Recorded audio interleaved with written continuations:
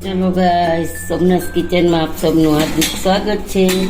તો આજે આપણે બનાવવાના છે દિવાળીના નિમિત્ત. દિવાળી છે તો આપણે ફરસાણ બનાવશું. તો આજે બનાવવાના છે તીખા ગાંઠિયા. તો મશીનના નહીં, આપણે ઝારાના બનાવવાના છે તીખા ગાંઠિયા. તો એના માટે આપણે અહીંયા 2 ચમચી મીઠું લઈશ, નિમક નાખી 2 ચમચી નિમક નાખશું. 2 ચમચી ઉપર થોડુંક નાખ્યું છે. થોડીક હળદર નાખશું 1 ચમચી. અને તીખા ગાંઠિયા છે એટલે આપણે અહીંયા 2 ચમચી ઉપર તીખું મરચું નાખશું. 2 ચમચી ઉપર એટલે 1 ચમચી અડધી, બરાબર. અને નિમક તો સ્વાદ અનુસાર થોડુંક ચાખી લેવું, કંઈ કેવું થાય તો મોરું લાગે તો નાખી દેવાનું.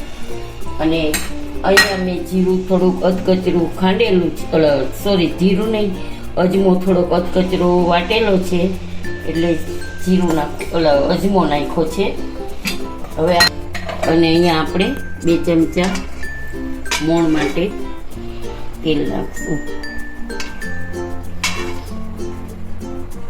બહુ નથી નાખવાનું, આપણે 2 ચમચા જ નાખશું, કારણ કે કડક ગાંઠિયા બનાવવાના છે અને પાછા સોફ્ટ એટલે થોડુંક મોણ નાખ્યું છે. તો હવે આપણે બધું મિક્સ કરી દઈશું. અને આ લોટ છે ને, મારો 1/4 કિલો લોટ છે.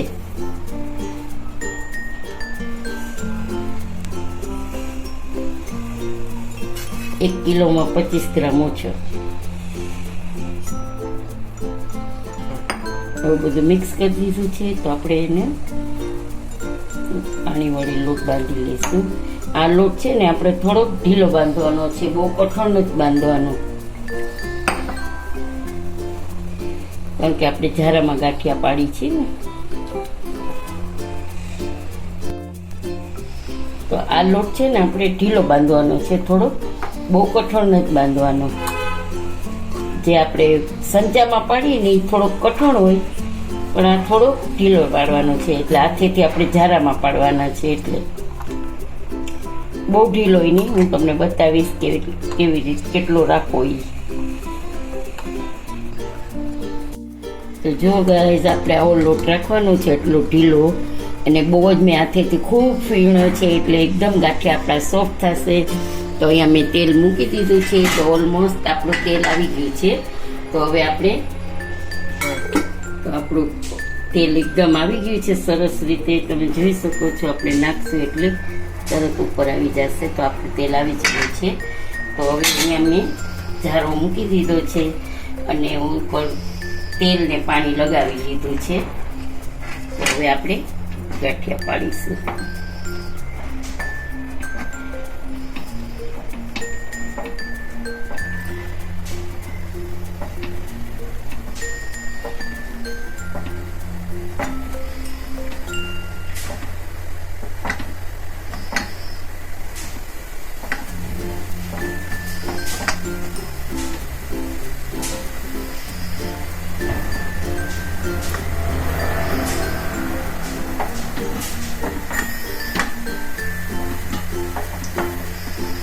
છેલ્લે આપણે આવી રીતે આમ કરી નાખશું એટલે નીચેના ગાંઠિયા બધા પડી જશે.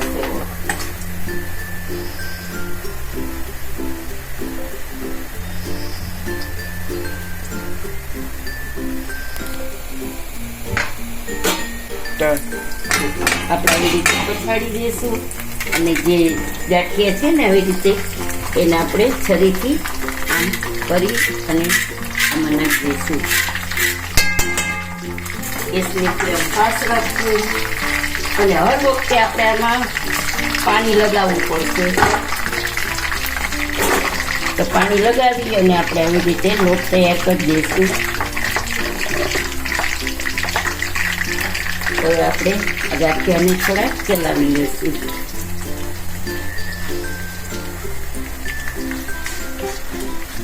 ગેસની ફ્લેમ હાઈ છે.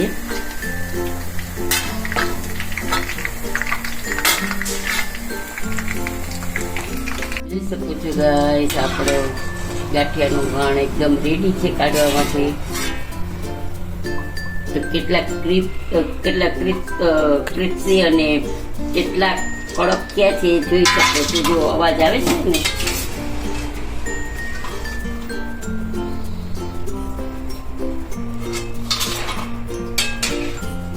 આવી રીતે આપણે બધા ગાંઠિયા બનાવી લઈશું.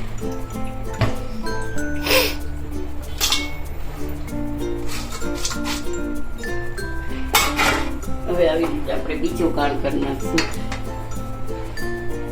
જો ગાઈસ બીજો ઘાણ પણ આપણે તૈયાર છે.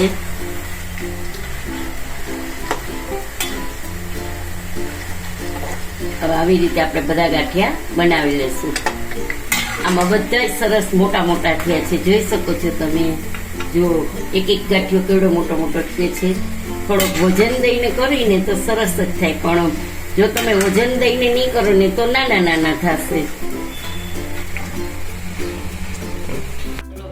આજની આપણી ગાંઠિયાની રેસીપી હતી તે બની ગઈ છે. તો આપણે આટલા ગાંઠિયા બન્યા છે. તો આજનો વિડીયો તમને કેવો લાગ્યો તે જરૂરથી જણાવશો. સબસ્ક્રાઈબ કરજો, લાઈક કરજો, શેર કરજો અને દિવાળીની આપ સબને શુભકામના.